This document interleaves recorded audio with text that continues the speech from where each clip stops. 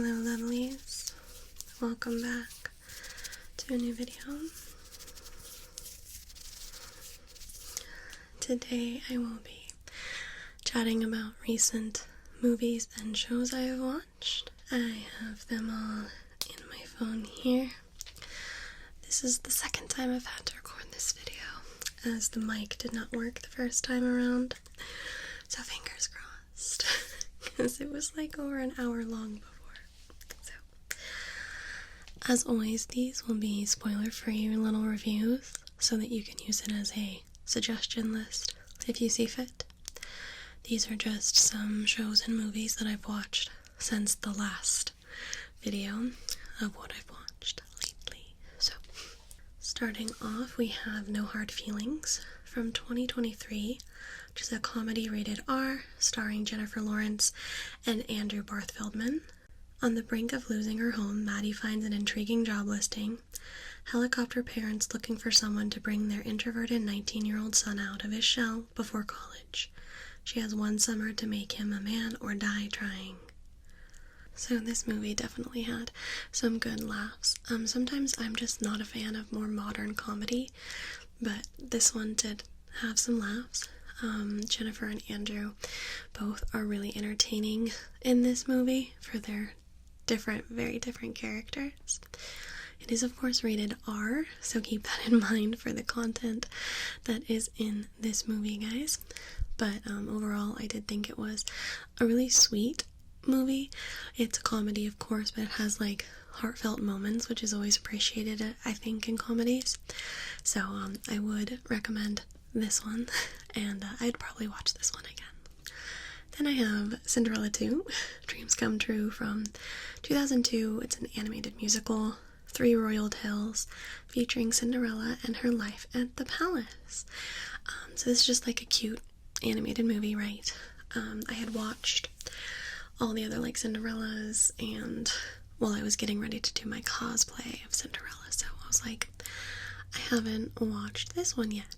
And so if you're in the mood for just like some little Disney short stories, it's a cute little animated movie.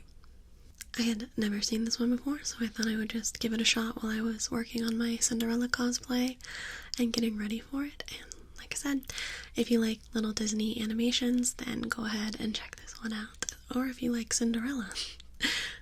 Maleficent, Mistress of Evil from 2019, family adventure rated PG, starring Angelina Jolie and Elle Fanning. Maleficent and her goddaughter Aurora begin to question the complex family ties that bid them as they are pulled in different directions by impending nuptials, unexpected allies, and dark new forces at play. I don't like this movie as much as I liked the first Maleficent movie, which happens a lot with sequels, of course, but I just don't care for the direction that they went in this film with a couple different plot points.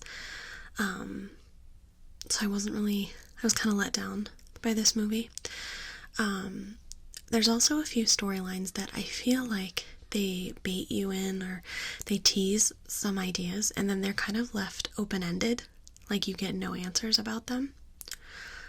The quote-unquote villain in this, I don't think I've seen this particular person as a villain I dislike before, so that was new. Nice new role.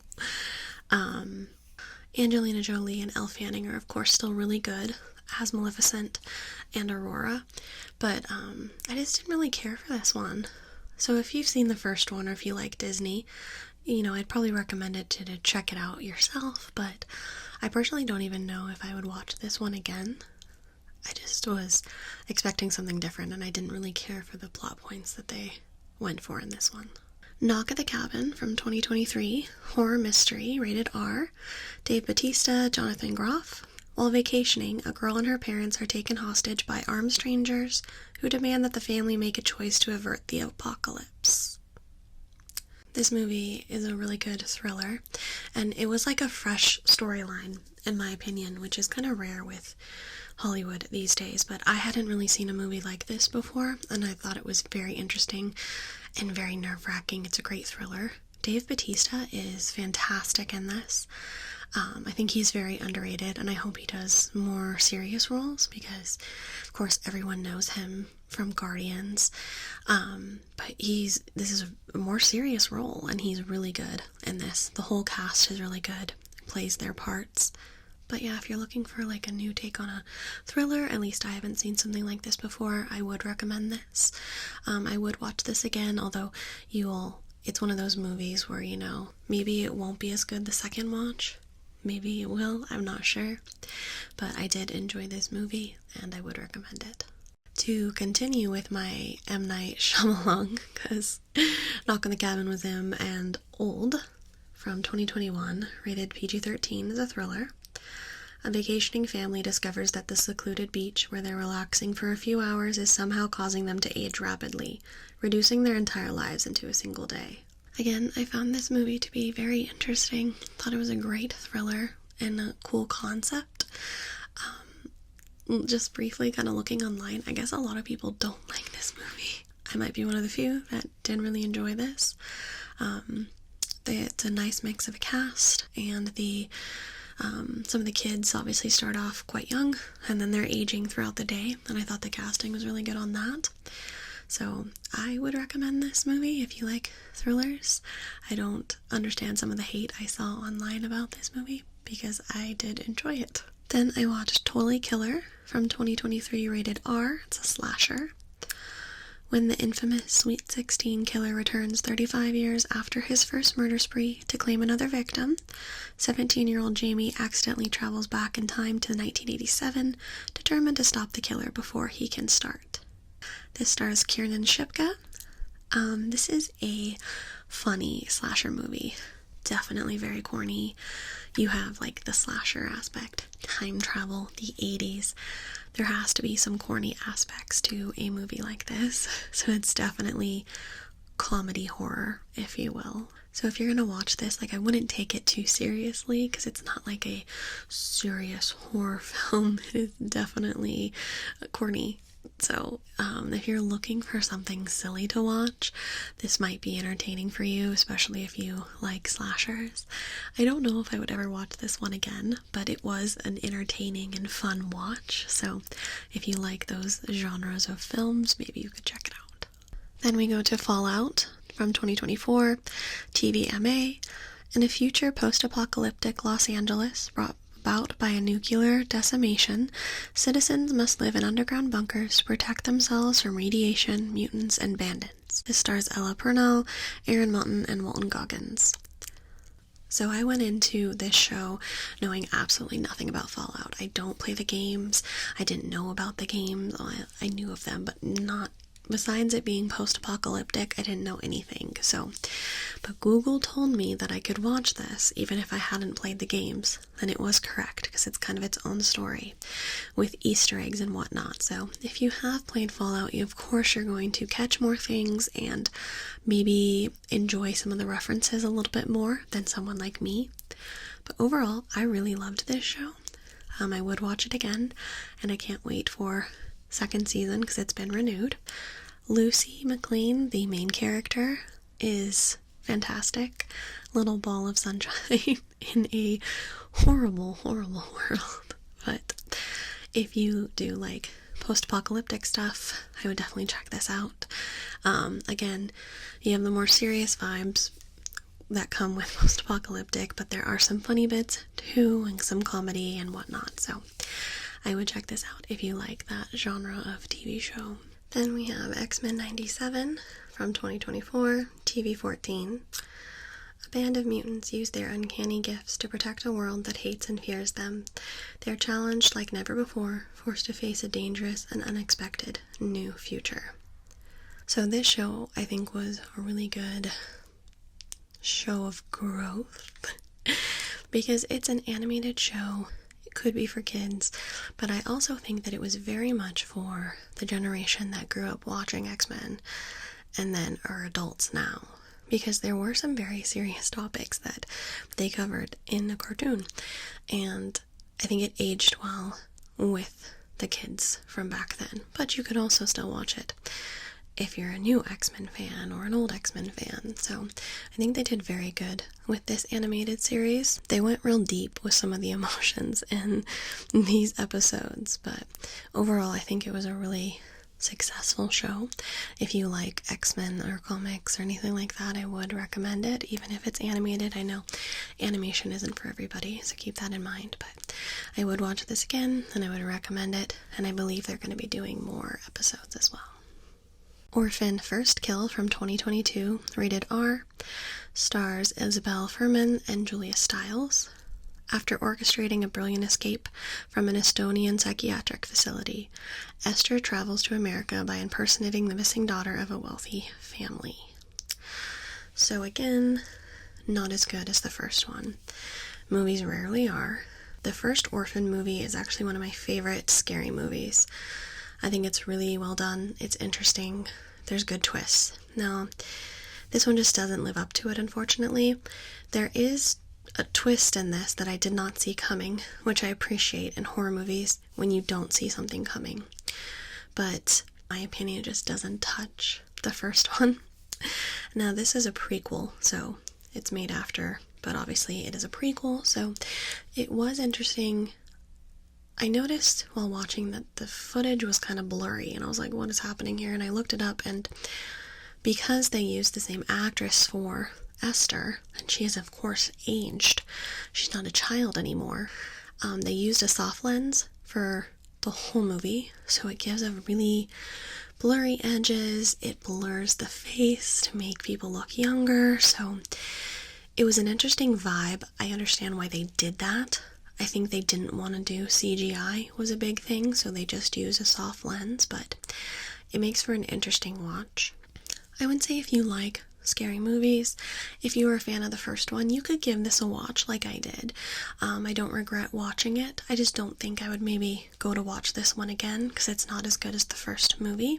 But you know, it's okay for a scary movie, and as I said, there are some twists that are nice to see. But I'm just not sure if I would watch this one again. Then we have Candyman from 2021, rated R, starring Yahya Abdul-Mateen, a sequel to the horror film Candyman from 1992 that returns to the now gentrified Chicago neighborhood where the legend began. So I did not realize that this was a sequel. I'm a big fan of the original Candyman. Scared the crap out of me as a kid, but that's what it's supposed to do. But going into this, I thought that it was a remake, but it is not. It is a sequel to the 1992 original movie. I'm pretty sure we ignore the other Candyman sequels in this, and it's just a sequel to the first film, which is fine. Overall, I think it was a really interesting take on Candyman. The changes and the add-ons that they did to the story. I personally don't think that this movie was as scary as the original. Granted, I am an adult now. I'm not a child watching this movie, but I mean, the original Candyman still freaks me out. So, I don't know if it was as scary, but I appreciate the changes in the storyline that were made into this. All of the performances are really good in it, and I appreciate how different things were connected at the end of the movie. So if you are a Candyman or a horror fan, I would recommend this sequel, not remake. It's a good interpretation of a classic horror character. Then I watched Suspiria from 2018, rated R. This has Dakota Johnson, Tilda Swinton, and Mia Goth. A darkness swirls at the center of a world-renowned dance company, one that will engulf the artistic director, an ambitious young dancer, and a grieving psychotherapist. Some will succumb to the nightmare, and others will finally wake up. Okay, so this is a weird-ass movie. Okay, it's weird, interesting, weird, cuckoo bananas, weird at some points, right? But I was interested to watch it. I like Dakota Johnson, so I thought I would give it a try. I had not seen the original when I watched this movie. That has since changed, but we'll get to that later. The acting and the performances are really good in this. The storyline, I will say, reminds me of a few things. The Witches, you know, that 90s movie? This movie could be like a cousin movie. Like, they could be similar covens. okay? So it gave me the witches vibe. It gave me the OA vibes, a TV show from Netflix that so many people don't know about, but it gave me those vibes as well. And then, of course, Black Swan for, like, the darker dance elements and kind of losing your mind a little bit elements. But I was very curious and interested by this movie, even though it was very strange, very strange. I don't think it would be for, like, the average viewer, if you will. So I wouldn't say that it's a bad film. I don't think I'd ever watch it again. It was like a one and done for me. There's also an actor in this that plays 3 roles for, like, no purpose. It's like you kind of think maybe there will be a purpose, because you can kind of tell, even through makeup, that this actor is playing 3 roles, and there's no point to it. There's no reason for this to happen. They just did it because. It's just kind of weird. Kind of pointless. Then I did Bridgerton Season 1 through 3, 2020 to present TVMA. The 8 close-knit siblings of Bridgerton family look for love and happiness in the London high society. So, going into my Bridgerton rewatch, I watched Season 1 back in 2020 during the pandemic, and then I stopped watching.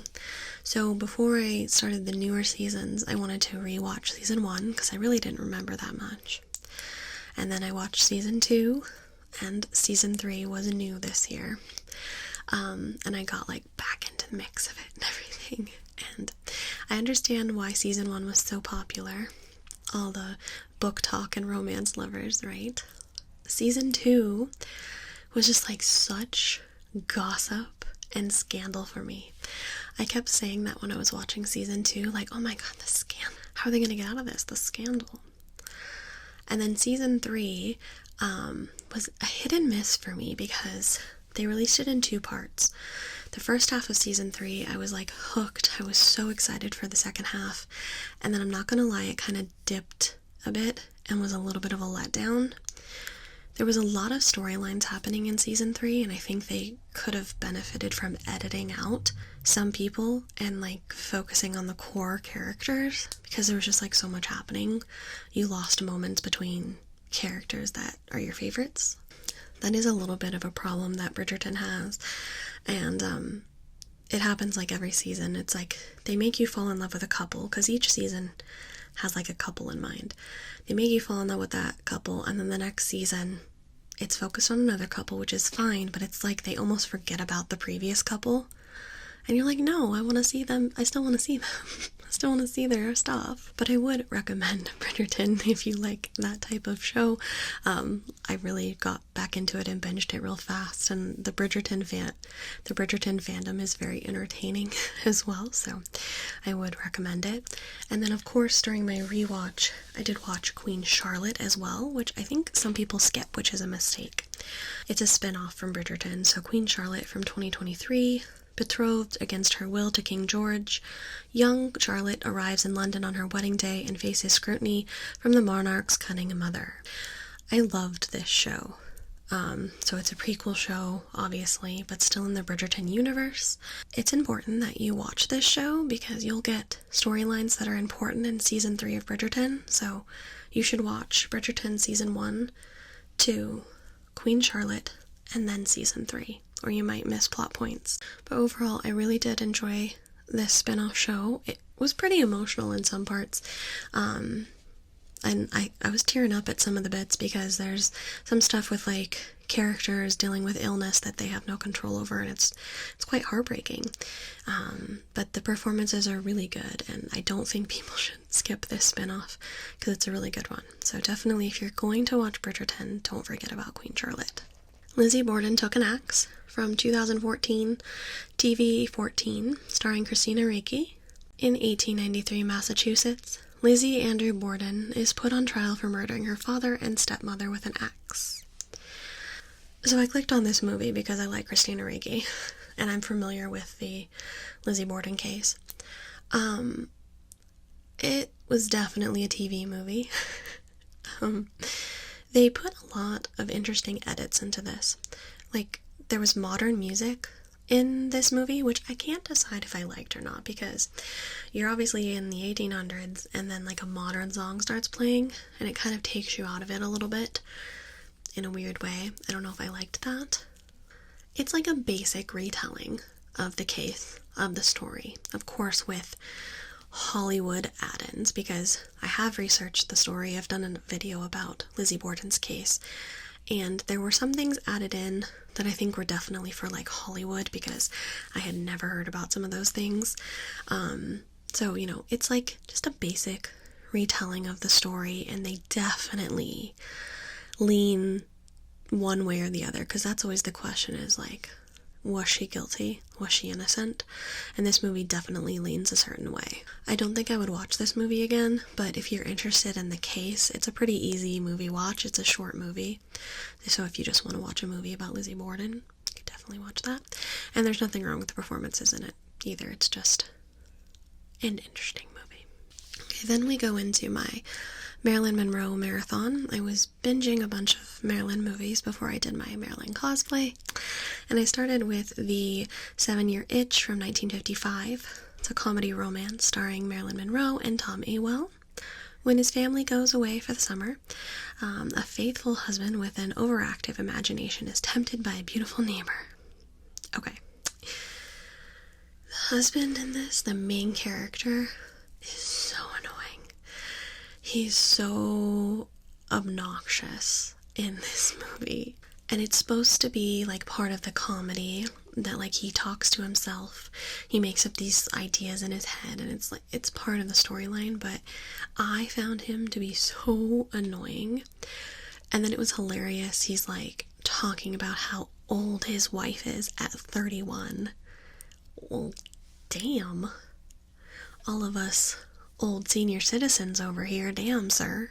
I was clearly watching for Marilyn, and there are some iconic Marilyn Monroe scenes in this movie, and she's great, and you know, there are some funny moments, but most of this movie is this main guy's monologues, talking to himself, and it's not very entertaining, at least to me.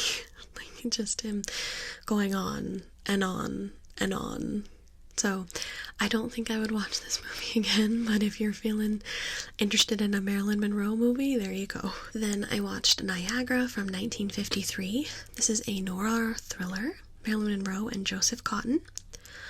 As two couples are visiting Niagara Falls, tensions between one wife and her husband reach the level of murder. This is a fantastic vintage thriller. I really enjoyed this movie, and this movie shows that Marilyn really should have done more like horror or thrillers, because she's so good in this movie. Everyone is good. It's just like such a great vintage thriller movie. It has lots of like good like twists and turns and keeps you interested, and I love the vintage vibe of it. But yeah, I wish Marilyn would have done more movies like this. So I would recommend this movie if you like vintage thrillers, or thrillers in general. Really give it a watch. And I would watch this one again. And we have There's No Business Like Show Business from 1954. It's a comedy drama musical starring Ethel Merman and Marilyn Monroe. Molly and Terry Donahue plus their 3 children are the 5 Donahues. Son Tim meets his hat check girl Vicky, and the family act begins to fall apart. Very interesting family movie. It shows like the dysfunction of family, especially in show business. Just how crazy the behind the scenes are of show business, even in the 1950s. There are really good performances in it though, and it's an entertaining movie if you like musicals. Marilyn Monroe has this song called Lazy in it that I'd never heard before, and I actually really like it. It sounds like a lullaby. It sounds like she's soothing you to sleep, so I would check out that song, if anything else. But I'd never heard that Marilyn Monroe song before, but it's in this movie. But overall, it's a good 50s musical. I will say I'm not a huge fan of how it ended. There were some characters that annoyed me, and their actions were really frustrating, and then it's just like almost like forgiven and like happy ending immediately, which is like kind of rushed and frustrating. But I'm not sure I would watch this one again, but it's not a bad musical. Then I watched Gentlemen Prefer Blondes from 1953. It's a comedy musical starring Jane Russell and Marilyn Monroe. Showgirls Lorelei Lee and Dorothy Shaw travel to Paris, pursued by a private detective hired by the suspicious father of Lorelei's fiancé, as well as a rich, enamored old man and many other doting admirers. This movie is so funny. It's so entertaining. Jane and Marilyn play off of each other so well. Their comedy styles, just like Marilyn definitely plays up this silly blonde in this, and Jane is very like sarcastic and snarky. I love it. But them two together, it's a great combination and it's very entertaining. I would definitely watch this movie again, just for both of their performances alone, but it's a fun watch. Pearl from 2022, rated R, horror drama starring Mia Goth. In 1918, a young woman on the brink of madness pursues stardom in a desperate attempt to escape the isolation and lovelessness of life on her parents' farm. Good performances. This is a prequel to the movie X, which I really liked, and everyone was like, you have to watch Pearl, you have to watch Pearl. So I didn't like this one as much as X. Not to say that this movie's bad. And Mia Goth's performance is out of the park. She plays crazy real well. And Pearl is a little cuckoo, but a very interesting madness movie, I would say, if that makes sense. But her performance is really fantastic. I would say that it's a very interesting take on a prequel. I do look forward to seeing the sequel that I think is in theaters now, but I'm not going to make it to the theaters for it, so I'll see it at some point. But I still think X is my favorite, but Pearl was good. And there's this like monologue type bit towards the end of the movie that if Mia Goth didn't win something for this movie, that's very unfortunate, because it's just like creepy and unsettling, but so well done at the same time. So if you saw X, I would definitely recommend watching this, because it's just part of the series now, and if you like horror movies. Then I watched Texas Chainsaw Massacre from 1974, rated R, horror crime. Marilyn Burns and Edwin Niels. This is the original Texas Chainsaw Massacre, by the way.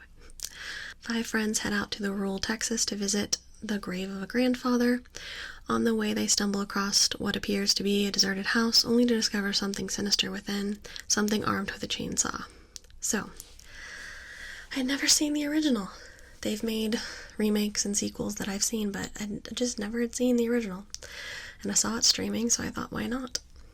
I will say that some of the opening bits were super corny and made me laugh, like corny 70s horror, right? But this movie gets creepy, still to this day. There's some older movies that don't hold up, and I think this keeps the creep factor.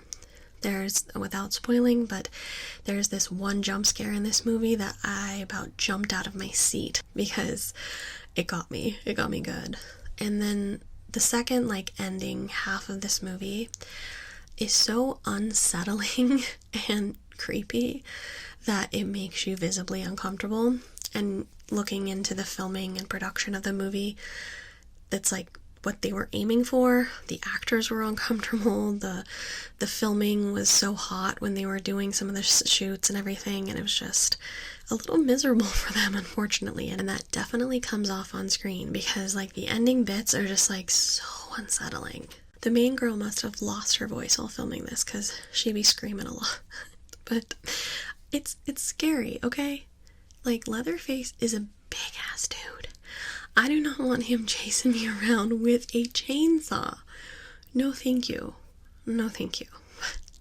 I don't know if I'll ever watch this movie again, but I'm glad that I did watch it, to say I have. I was surprised to see how different it was from the remake. I think the first Texas Chainsaw Massacre movie I saw was the remake with Jessica Biel, and that is very different from this original, which is not a bad thing, because it's they did a new spin, a new take at it, and so I wasn't fully expecting everything that happened in this original when watching it. But that was always interesting to see that it was not the same film. So if you like classic horror movies, give Texas Chainsaw Massacre a watch. Then I watched To Wong Fu, Thanks for Everything, Julie Newmar, from 1995, rated PG-13, comedy drama with Wesley Snipes and Patrick Swayze. 3 drag queens travel cross-country until their car breaks down, leaving them stranded in a small town. This is such a good movie. I'm sad that I didn't see it sooner. It's a very heartfelt movie. I love Patrick Swayze, and this is probably one of my favorite of his performances. He's so good in this. I will say that this movie was years ahead of its time, just with some of the storylines and side plots and whatnot. Definitely ahead of its time. Very sweet and entertaining movie with funny bits. I would definitely watch this again and recommend it. Then I watched Rope from 1948, thriller crime, rated PG, starring James Stewart, and this is directed by Alfred Hitchcock. 2 men try to convince themselves they've committed the perfect murder by hosting a dinner party after strangling a former classmate to death. This is a crazy movie, and you would think the idea that they strangled a friend of theirs to death is a spoiler, but it's not, because it happens within the first 30 seconds of the movie. And it's just crazy, especially for what year was it? 1948? 1948 is crazy, this movie, because they just killed their friend just to see if they could. It's a crazy mind mess. That's the whole point of the movie, is they just wanted to see if they could. And then they want to brag about it, kind of amongst themselves, by hosting a dinner party. Their friend's in the trunk, and everyone's at the dinner party. And it's just like pure psychopaths. Like, they just wanted to see if they could. Ugh. It's definitely like a good thriller crime, if you will, because they just killed their friend, and then they're gonna like see if they can get away with it. I don't know if I would watch this movie again, but it was definitely an interesting watch, because like throughout my whole watch time, I'm just like, damn, like they did that just because. They just did that because. Jeez. Then I watched Bottoms from 2023, rated R. This is a comedy starring Rachel Sonnett and Ayo Edebiri. 2 unpopular queer high school students start a fight club to have sex before graduation. Okay, so this movie reminds me of 2000s movies, comedies, that were so stupid but had funny moments. Like, they were just like stupid comedy. Do you know the type that I'm talking about from like the 2000s? And this is just a modern version of that. It's really silly, corny, stupid comedy, if you will. Like, that's just like what it is. It's just like a silly, raunchy comedy with some funny bits. Really, that's about it. I don't know if I'd watch this again, but it did give me a few laughs. But it was a nice little short watch. Reminded me of the early 2000s. Then I watched Madam Web, finally, from 2024.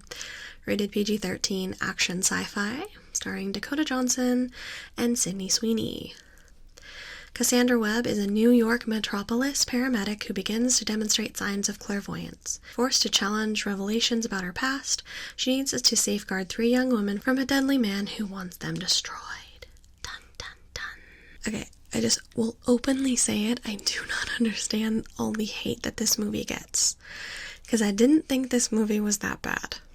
If we're being honest, I thought that Madam Web was better than a couple of the more recent MCU movies. Okay? Was it perfect? Absolutely not. But it was an entertaining watch, and I didn't think it was the dumpster fire that everybody said it was. I think that it just became like a popular meme just to bash on this movie. But I could be wrong. Who knows? Maybe you hate Madam Web. I don't know. I didn't dislike this movie. I will say I'm kind of disappointed that we're probably not going to get any more in this film saga, because of how much hate it got. I don't think Dakota Johnson would come back. Who knows? But I did not dislike this movie. I will say that there was some weird moments with ADR. Like, the villain in this is weird. I will say that. He's a little weird. All of his lines were re-recorded. And I don't know if a lot of people noticed that or if it was just me, but I don't know why they did that. But like almost every single one of his lines, you can tell he had to re-record. It doesn't fit. I don't know if they were adding in lines or all of his were just whack, or if all of his were just wackadoodle. But all of his lines are re-recorded, and it sounds very strange when you're watching the movie. But yeah, I would recommend this movie. I don't think it's as bad as everybody said it was. Then I watched School Spirits from 2023. There's one season, but it's renewed for another. It's a drama show starring Peyton List and Christian Ventura. This is a great mystery show. This type of show is right up my alley, and I saw that it was streaming, and I was like, ooh, I want to watch this show. It's like essentially a high school full of spirits of past students that have passed away and that are essentially stuck at this high school. And it's kind of like the mystery of figuring out what happened to these kids, right? So I love that. Spooky, mystery, crime. I love that. All the characters are really good, and you have characters from different decades, obviously, that have passed away throughout the years. I will say there's like so many things happening. Like each episode, it keeps you guessing because you're like, oh, I know who did it. Like it's going this direction, like this is who did it. And then it's like, no, just kidding, it actually is going this direction. So it keeps you guessing. I will say it did leave off on a cliffhanger. But it has been renewed for season 2, but they haven't even started filming yet, so it's gonna be a hot minute before season 2 comes out, but I still would recommend this show. It's really entertaining. And then, of course, I watched The Boys season 4, and the other seasons, but I'd already watched those. TVMA, a group of vigilantes set out to take down corrupt superheroes who abuse their superpowers.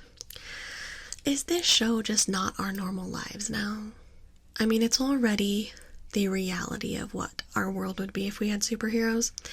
It wouldn't be like Marvel, it would be like The Boys, unfortunately. And as more and more episodes of this show come out, it just reminds me of the world we live in, which is really sad. I still enjoy all of the characters, very entertaining. The shocks and the deaths and everything in the show just always surprise me, even though they're to be expected. I have a vlog clip, I think. I was doing cosplay makeup while watching The Boys, and a death happened that I was not expecting, and you can just see my face go as this person just got obliterated on the screen while I'm doing my mascara. If you like superhero stuff, I would recommend The Boys. It's darker though. It's like definitely a dark take on heroes and villains, so keep that in mind, but I do find it entertaining. Then I started House of the Dragon from 2022 to current TVMA, starring Matt Smith, Emma Darcy, and Olivia Cooke. An internal succession war within House Targaryen at the height of its power, 172 years before the birth of Daenerys Targaryen. So I really got drawn into this show. It got me hooked back into the world of Game of Thrones, and I really enjoy it. I binged first season really fast, and season 2 is airing currently, although we're almost to the season 2 finale. Not at the time of recording this though, so again, no spoilers, but I do really enjoy this series. I will say that I went into this seeing and knowing fan favorite characters just from fandom and cosplay and whatnot, and the fan favorite characters I think are horrible bunch of dickheads, so I don't see the appeal, but to each their own. I still really do enjoy this series. It's going to be interesting to see how season 2 leaves off, and then I will be in the waiting game with everybody else for the next season. My interest in this show did get me back into regular Game of Thrones though, and I've been rewatching and catching up on Game of Thrones because I never officially finished that show, but finishing it now. Then I watched The Love Witch from 2016, rated TVMA, comedy horror romance starring Samantha Robinson. A modern-day witch in California uses spells and magic to get men to fall in love with her in this tribute to 1960s Technicolor thrillers.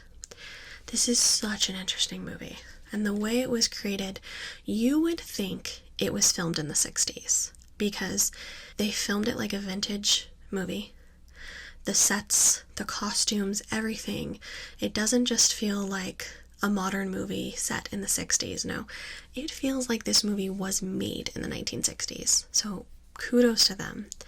The colors in this, the outfits, everything is very visually pleasing to watch. And the main character, she's such an interesting witch character because She just wants love. She just wants some love, but she goes about it the wrong way. I will say that I'm almost positive that they used the real Charmed house or a set that resembles it, not for her apartment, not for Elaine's apartment, but for somebody else's house. There's a staircase scene in it, and I swear to God, it is the same Charmed staircase from the Hallowell Manor. It's the same stained glass windows, it's the same detailed staircase. So, I don't know. I don't know if that's true, but it looked exactly the same, so maybe they were taking some Charmed influences, but I might watch this again for some 60s witchy vibes. It was definitely an interesting movie, but I do really enjoy the main character, Elaine, so. Then I watched The Lost City from 2022 adventure comedy, starring Sandra Bullock, Channing Tatum, and Daniel Radcliffe. A reclusive romance novelist on a book tour with her cover model gets swept away up in a kidnapping attempt that lands them both in a cutthroat jungle adventure. So, I don't know if I was just in a weird mood the night I watched this, but this movie had me rolling. I thought it was so funny. Daniel Radcliffe especially, he should play villains more often because some of his villainous lines, the delivery, I was just dead. It was so funny. Of course, Sandra Bullock and Channing Tatum are really funny as well. Channing Tatum you would think is like muscly, big, tough guy, and that's like not what he is in this movie. He's like the model guy, and Sandra Bullock's just like an author that was at the wrong place at the wrong time. So I thought this was a very interesting comedy. Kept me laughing for sure, and of course heartfelt moments too, which I need in my comedy movies, so I would recommend this, and I would watch it again. So then I watched The Acolyte.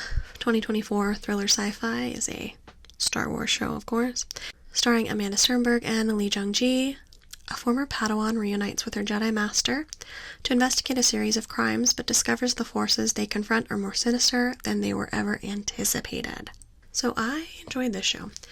Star Wars fans are extremely toxic, and a bunch of people didn't like this show, which is fine. You can not like a show, but the constant hate comments of like everything that comes out is just a little exhausting, but I did enjoy this show. I thought the main character, Osha, was very interesting. I like seeing new takes on Star Wars, and this is, 100 plus years before Phantom Menace, so you get to see the Jedi differently, you get to see, the senators differently and everything. And there were definitely new aspects to Star Wars we haven't seen before in this, and I was very entertained by it. The whole cast I thought was really good. I will say, though, there's a theme in this show, and it's karma. Karma's gonna catch up to you. The things you do have consequences, and I can't say more because of spoilers, but karma's a bitch. And this show definitely shows that. I will say, though, when I started watching this, I thought it was going to be a one-and-done show, and I guess they haven't renewed it for season 2, but if they don't bring it back, I'll be a little disappointed, because they 100% left on cliffhangers. So if you didn't know it was coming back, why do we leave on cliffhangers, folks? But if you're a Star Wars fan, I would give this a watch. Then I watched The Haunting from 1999, rated PG-13, horror fantasy. Lily Taylor, Catherine Zeta-Jones, and Liam Neeson. Dr. Marrow enlists Theo, Luke, and Nell for a study of sleep disorders at Hill House. As soon as the terrifying truth about the mansion is revealed, everyone is found fighting for their lives. So I saw this movie when I was a kid, but I wanted to rewatch because I just finished the book that it's based on, basically. This book by Shirley Jackson has inspired so many material. My favorite show, The Haunting of Hill House, was inspired by the book, but it's nothing really like the book. They just take inspiration from it, really. This movie is much closer to the book, but still the ending deviates from the book ending. So I will kind of say that I think I enjoy the different interpretations of this book more than the book itself. It wasn't my favorite, but this movie tries to stay with the book for a little bit, and then the ending is different, but I actually like the ending a little bit differently. So there are for sure corny 90s effects and parts towards the end of this movie, but I don't think it but I don't think it like ruins the movie or anything. It's still a good spooky haunted house film, if that's what you're looking for. And there's like some other movies that are inspired by this book too that I'm gonna try and check out, but it's inspired so many different things. Rose Red was also inspired by this book, and there's just like so many adaptions from one Shirley Jackson book. It's kind of crazy. Then I watched Suspiria 1977, rated R horror mystery, starring Jessica Harper. An American newcomer to the prestigious German Ballet Academy comes to realize that the school is the front for something sinister amid a series of grisly murders. So I found the original. I don't usually do that where I watch the remake and then the original, but I found the original with English dubbed over because I don't speak Italian or German. But this movie is really good. I think I prefer this one to the remake. It is 100,000% like corny 70s horror effects, but it is still creepy, and it's filmed really cool. The colors and like it's just like very visually pleasing to watch. The score is really good too. I definitely think that this original movie is much better than the remake. And for a horror movie, like, the colors in this movie are so, like, vibrant. I don't know if it was, like, 70s vibe or what it is, but I just thought it was beautiful to watch. And, like I said, there's the corny 70s effect, so if that's gonna ruin it for you, maybe don't check this out. If you don't mind older effects or older horror movies, I would definitely check this one out because I thought it was really entertaining. Overall, a beautiful film, and I really liked the main character as well, so I would give this one a watch. Then I watched The Spirit Halloween, the movie from 2022, TV 14. When a Halloween store opens in a deserted strip mall, three friends think they've outgrown trick-or-treating, decide to spend the night locked inside. But their night of spook-filled fun soon turns into outlandish survival. I was bored. I wanted to watch The Spirit Halloween movie. So this movie is not horrible. It's a great kids Halloween movie. If you're looking for a family-friendly Halloween movie, this is great because it's like a bunch of preteens that go and, you know, there's a cursed spirit in Spirit Halloween and they're like trying to break the spirit free and spend the night in Spirit Halloween. It's silly, but it's like a good kids movie. I don't think it was bad. Some of the kids were a little annoying, but that's what kids be doing sometimes. Overall, I would definitely recommend it if you just want a silly kids movie or if you're looking for something for your family to watch for spooky season. Not bad. I will say there's this scene like at the end of the movie that just was so comical to me because of customer service. And if you watch this movie and if you've ever worked in customer service, you'll just be like, yeah, that checks out. And lastly, the last movie I watched, Deadpool and Wolverine from 2024, Ryan Reynolds and Hugh Jackman. Deadpool is offered a place in the Marvel Cinematic Universe by the Time Variance Authority, but instead he recruits a variant of Wolverine to save his universe from extinction. This is such a fun and entertaining film. I went and saw it in theaters, which is a big deal for me. I never make it to the movie theaters, but I wanted to see this, and I also didn't want to be spoiled by this because don't be spoiled. If you can, avoid the spoilers because there's like cameos and there's like shocking parts and everything. You don't want to see that beforehand if you can, hopefully.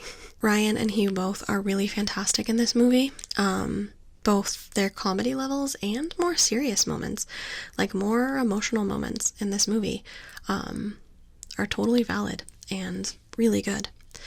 Of course, if you're a huge Marvel fan, you'll enjoy the Easter eggs and the little bits here and there, but I really enjoyed this movie. I will be doing a more in-depth spoiler review. You guys voted yes on me doing a review, full spoiler review of this movie, so that will be coming probably next week. I also have to say that this is the third time around, and I don't feel sorry for these dumb-ass parents that are taking their kids to a rated R movie and then getting mad at the theater that the movie is rated R. This is the third time around, and these parents are still online complaining that they took their kid to see rated R Deadpool, and there was blood and swearing, and I don't feel sorry for you. Alright, lovelies, those are the things that I've recently watched. I hope you take some of my suggestions, and if you enjoy any of them, let me know. As I said, my Deadpool and Wolverine review will probably be up next week. Full spoilers for those of you that voted yes on that. Until then, lovelies, thank you so much for watching, and I'll see you in the next video.